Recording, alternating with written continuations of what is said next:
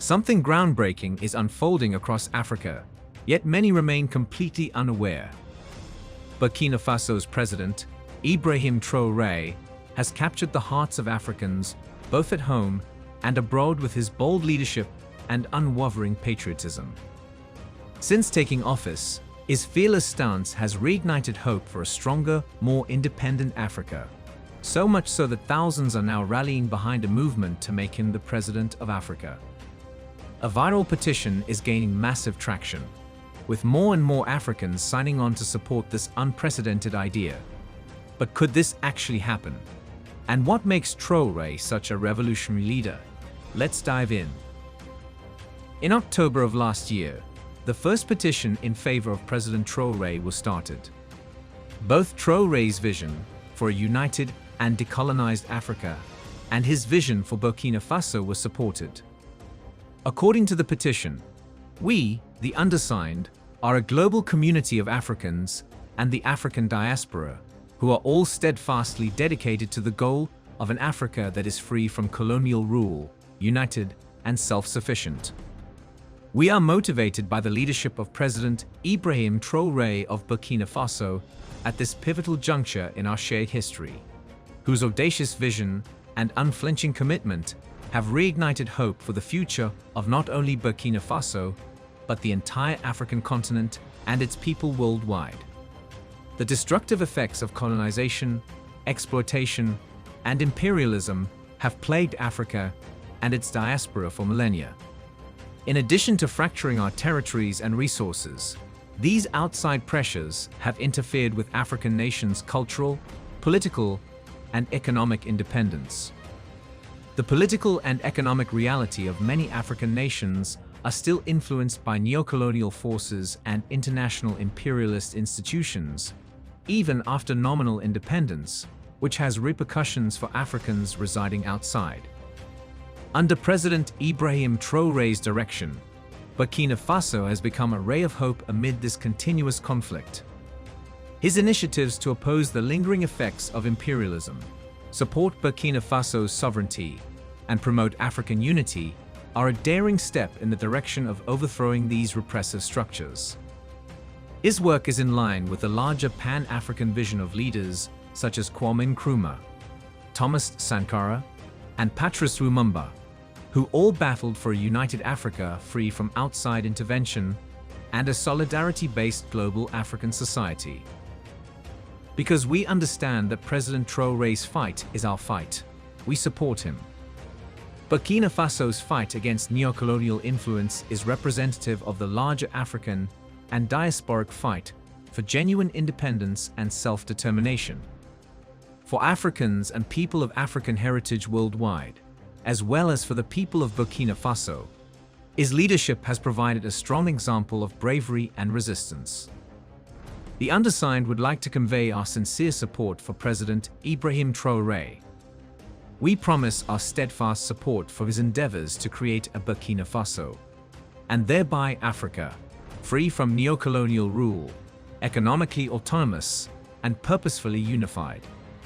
By signing this petition, we urge all Africans, people of African descent, and supporters of African liberation worldwide to stand with Ibrahim Traoré's leadership, oppose neocolonialism and imperialism, and foster diaspora unity and Pan-African solidarity. This is noteworthy, but at this point, the petition has shifted from merely endorsing President Traoré and Burkina Faso to endorsing his election as Africa's president. Disparities in growth, development, and equality across the continent have resulted from Africa's current divided leadership. The petition description states, in order to create a more cohesive and resilient Africa, this petition seeks to abolish the colonial borders and unify the continent's different states under collective leadership. We suggest that Burkina Faso's current president, Ibrahim Traoré, be elected as Africa's united president. A unified national flag representing all African countries, a common currency, and equal growth would all be guaranteed under his capable leadership. Approximately 1,400 of the 1,731 signatories to the proceedings petition are in favor of a single leader, borderless Africa. The idea of one Africa, one government, and one currency is now being promoted by Africans. One Africa is not a novel concept. In the past, proponents of a United States of Africa included Thomas Sankara, Kwame Nkrumah, and Muammar Gaddafi. With 143 tons of gold amassed over the years, Gaddafi was even prepared to introduce a single Pan-African currency modeled after the Libyan gold dinar. However, the administrations of Hillary Clinton and US President Barack Obama tragically terminated him. The notion of a single Africa has now been abandoned. Add your voice to the total liberation of Africa by leaving a comment in the comments section below. Do not forget to like and subscribe for more informative videos like this one. Let's proceed. Over the years, the African Union, which today lacks a backbone, has sponsored innumerable discussions regarding African unity. However, the concept has now been resurrected, and it has been done so by regular Africans who are yearning for change. The petition has gathered popularity on social media since it was released. On Facebook, Twitter, and TikTok, hashtags like African Unity and Traore for Africa have gained millions of followers. Growing Pan-African sentiments and a desire for systemic change are reflected in the digital movement. However, how has the petition been received? The public, African leaders, and political analysts have all had differing opinions about the petition. Proponents of the petition contend that important problems including poverty, corruption, and foreign exploitation have not been addressed by the existing leadership in Africa. However, some argue that having a single African leader is unrealistic and unfeasible, pointing to the African Union's failure to carry out such a political change. However, the most intriguing response has come from African nations, which have mostly disregarded the appeal. Traoré's leadership is seen by many as a challenge to the established order. The concept of a single Africa is undoubtedly undesirable to these dishonest leaders, since it would deprive them of the authority and clout they have amassed in their nations. That is precisely what happened to Muammar Gaddafi. It is commonly known that Gaddafi's killing resulted from calls for NATO to act in Libya made by African Union members. So, with President Traore in charge, is the concept of a single Africa realistic? Even though the concept is amazing, there are a lot of difficulties and barriers in the way of its realization. The fact that Africa is made up of 54 independent countries with various political systems, ideologies, languages, and interests is one of these difficulties. Significant constitutional and diplomatic reform would be necessary to bring them together under a single presidency. There are various tribes in each of these 54 independent nations, each with its unique beliefs and customs. Indeed, it is accurate to say that civil wars throughout the continent are a direct result of various tribes being grouped together to establish a nation. Nigeria, for example. Although there are more than 750 tribes in Nigeria, only 2 have held political power since the country's independence. When the Igbo tribes' Republic of Biafra resolved to establish an independent state, this was the main reason behind the 1967 to 1917 Nigerian Civil War. How about Mali? Some Tuareg tribe members' demands for an independent state were the catalyst for the current unrest in Mali, which has expanded throughout the Sahel and been taken over by Islamist terrorists. Rwanda and the Democratic Republic of the Congo are comparable. Thus, African nations have failed to bring their many tribes together despite having been independent for 60 years. How likely is it that all of Africa will unite as a single nation? Let's move on to discuss so-called African blocs, which are intended to represent a united Africa. Peace and unity on the continent have not been attained by these blocs, such as the African Union. The African Union's lack of independence is one of the main causes of this. However, there are many others. In May 1963, the Organization of African Unity, later known as the African Union, was established. Only in 2002, under Muammar Gaddafi's leadership, did the organization alter its name to the African Union. The OAU, as it was then known, represented the liberation of African peoples and their aspirations for a prosperous future. Ending foreign meddling was the primary message, and a united Africa with a powerful voice on the global scene was the only way to achieve this. In order to contribute to maintaining peace and stability on the continent, the African Union was established. But after more than 60 years, practically everyone can agree that the AU has fallen short of its goal.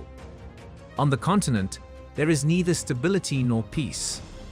Severe insecurity issues are plaguing a number of African nations, including the DRC, the CR, Sudan, Niger, Burkina Faso, and Mali. The continent's economic growth has stagnated, and some could even argue that it has decreased. Millions of young Africans are escaping the continent over perilous routes in quest of better opportunities in Europe. To put it plainly, things have become worse. However, the African Union continues to exist. How has it been acting? Some African scholars contend that the African Union is a body that largely serves the interests of the wealthy and powerful. It is ineffectual and toothless. Furthermore, it consistently demonstrates its inability to guarantee peace, security, and prosperity for all Africans. The state of affairs in Sudan, Tigray, and the Sahel region demonstrate the AU's inefficiency. About 20 African nations are involved in violent conflicts, yet the African Union does not appear to take responsibility. It appears that the African Union only participates in a number of fruitless sessions. To be honest, the situation is pitiful. How can African unity be attained by such an organization? The African Union is reliant on Western assistance and lacks financial independence, which exacerbates the situation. How can a group that was established to stop Western meddling in Africa rely on financial support from the West? The AU reportedly receives more than 75% of its funding from outside partners, especially particular European nations like France and the European Union. Do you see the issue? This is the cause of the continent's lack of progress and the African Union's limited accomplishments. How can the African Union make decisions that will benefit the continent if Europe continues to support it? We are well aware that the West and Europe oppose Africa's advancement because it would deprive them of inexpensive resources. This implies that the African Union may only decide on matters that will safeguard Western and European interests. Is it possible for the continent of Africa to become a single country under these circumstances? In addition, African leaders have long advocated for free movement. But did you realize that traveling across Africa is far more difficult for Africans than for Americans? The fact that African nations would rather open their doors to outsiders than to their own people is pitiful. There is still more work to be done, even if some nations like Rwanda and Kenya have started to alter this narrative. African leaders must put aside their pride and pursue money and power in order to unite the continent and create a single Africa. However, President Traore of Burkina Faso is undoubtedly the leader who most deserves to be the President of the United States of Africa. Just take a look at what he has accomplished in Burkina Faso in the 3 years since he was elected president. You can tell that Traoré has performed exceptionally well if you contrast it with a nation like Nigeria, which has even greater resources and does not face as much instability as Burkina Faso.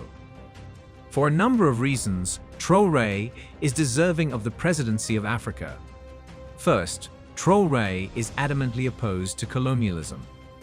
We believe that this is one of the most crucial qualities that the African president ought to have. Today's African leaders are mostly weak.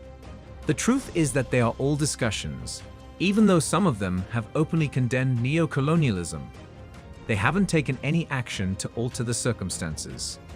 However, President Traoré has demonstrated that he is more than just a talker. He is a man who follows through on his commitments. Traoré condemned Western imperialism and neo-colonialism from the beginning, but he did more than just condemn it. He made it a reality. Burkina Faso and the Sahel were under French rule for decades until Traoré brought about a radical transition. In addition to expelling French forces, he severed ties with the West in favor of dealing with non-Western nations. Western media have portrayed Traoré negatively, accusing him of repressing free speech and acting as a tyrant. Traoré, however, has been focused and determined. President Traoré is also ambitious and nationalistic. The fact that African politicians are happy with the status quo is one of their issues. Despite their claims to the contrary, they are happy with Africa's current state of progress. They are happy with the enormous debt, poverty, and unfavorable perception of African nations. Are you aware of why? It's because they benefit from this corrupt system just as much as the West does. These avaricious African politicians have access to wealth and power, while the West has access to African resources. And they don't care about developing their nations as long as they have that. This is a really pitiful circumstance. However, that is not the case with President Traoré. Traoré is nationalistic and ambitious. He adores his nation and its citizens. For this reason, he has devoted his time to the development of his nation. Burkina Faso's industrialization is one of Traoré's goals. As a result, he has started a number of industries since assuming leadership. The tomato factory is one of them. The $8.1 million tomato processing plant is situated in Bobo-Dioulasso. The tomato processing plant is a significant step in advancing Burkina Faso's economic sustainability and food security. Burkina Faso's communications department claims that the factory, which cost 7.5 billion CFA franc, was built in just 462 days. It's interesting to note that APEC is leading numerous projects, including the tomato facility. President Traore created APEC in February 2023 with the goal of utilizing local resources for the advancement of the country. And it has been doing admirably ever since. President Traore declared during the tomato plant's opening ceremony that a similar facility will be established in the northern city of Yako in the upcoming months. A comparable facility is also planned to develop in Burkina Faso's East Center. Each of these initiatives supports Traoré's overarching goal of Burkina Faso's economic sustainability and resilience. It's not only agriculture, though. Burkina Faso is moving towards strengthening and transforming its textile sector in a way that fosters cultural pride under Traoré's direction. President Traoré announced in a speech a new initiative to replace school uniforms made of Western clothing with textiles created locally. That's not all, though. Additionally, he announced the use of locally produced Burkinabe fabric for military and police uniforms and prohibited the importation of police and military uniforms from the West. Additionally, during official court proceedings, Traoré instituted a rule mandating that all magistrates and clerks wear faso d'amfani, a traditional woven fabric manufactured from local cotton. This is amazing as well as groundbreaking. But Traoré wasn't the only one who thought of this project. No, he borrowed it from Thomas Sankara's ideas and aspirations, the renowned and groundbreaking Burkinabe leader. As you are aware, Thomas Sankara was well known for his beliefs in independence and self-sufficiency. In his 1984 speech at the United Nations, here, however, we are being fed every day, and every year, and we say, down with imperialism. Well, your stomach knows what's what. Sankara stated, we must succeed in producing more, because it is natural that he who feeds you also imposes his will. We are free. He who does not feed you can demand nothing of you. For this reason, he rejected World Bank and IMF loans and advocated for textile and food manufacturing. A few months before his murder, Sankara gave a highly impassioned lecture in which he emphasized the vision Traoré is currently carrying out and making a reality. As a sign of his goal for the Burkinabe textile industry, Sankara proudly donned one of the locally produced Burkinabe fabrics during the stirring address. Traoré bemoaned in his address how Burkina Faso's rich textile tradition has been overtaken by imported Western materials. He continued by outlining the reasons why every Burkinabe should support locally produced textiles instead of importing them. Sankara believed that using locally produced textiles was a revolutionary move that had the potential to radically change the nation's textile sector, not just a question of taste or economics. Unfortunately, Sankara's assassination prevented him from realizing that vision. However, as Sankara stated before to his passing, 1,000 Sankaras would be born, and Traoré is one of those Sankaras who have chosen to carry out Sankara's vision. A major step toward realizing Sankara's vision is Traoré's decision to require the use of traditional locally made materials for police and military uniforms as well as school uniforms. However, this approach goes well beyond recognizing Burkina Faso's cultural identity and celebrating its culture. Creating a significant and steady demand for regional textiles is another goal. Traoré established a local textile business in Burkina Faso to assist the effort and provide for the inhabitants' uniform needs. However, this facility is more than just a place of production. It is a representation of Traoré's dedication to economic empowerment and self-sufficiency. It is anticipated that the factory will boost skill development, provide employment, and act as a spur for additional industrial expansion in the textile industry. These factories, along with numerous others, have been constructed in a relatively short period of time. If all African nations were experiencing this, the continent would undoubtedly grow and develop more quickly. What do you think about Ibrahim Traore becoming the president of Africa? Do you think other leaders who rejected Gaddafi's vision of Africa unity will accept him? Tell us what you think in the comments section below. We explore the rich history, culture, and the ongoing struggle for sovereignty in Africa. Join us in this important conversation by subscribing to our channel. By subscribing, you're not just staying informed, you're becoming part of a movement dedicated to reclaiming Africa's rightful place on the global stage.